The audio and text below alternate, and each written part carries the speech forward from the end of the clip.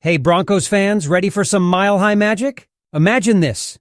Denver's QB battle is heating up, and Sean Payton's keeping his cards close with Bo Nix, Zach Wilson, and Jarrett Stidham vying for the top spot. Plus, Zach's coach is hyped about Payton's game-changing offense. And guess what?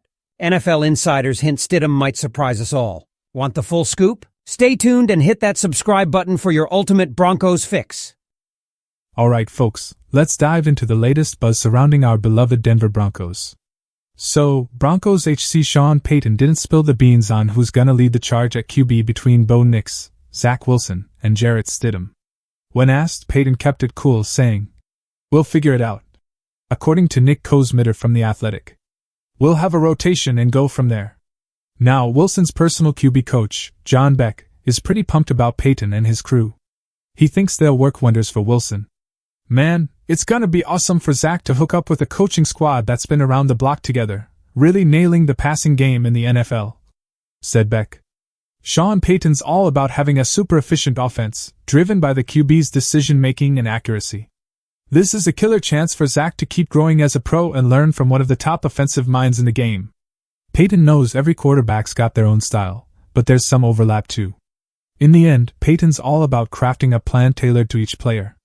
The first step with all these dudes, like Jarrett, Stidham, Zach, Nix, is figuring out what they do best, Payton said. "There are a bunch of things these guys have in common and do well. Even in a preseason game, when one of them's in, you build your playbook around, you want them to succeed. That's our gig as coaches and teachers. The challenge is exciting, but at the end of the day, you want solid quarterback play." So, here's the scoop straight from Greg Rosenthal over at NFL.com. He's saying we shouldn't completely rule out the possibility of the Broncos starting Stidham over Nix in Week 1. Yeah, you heard that right.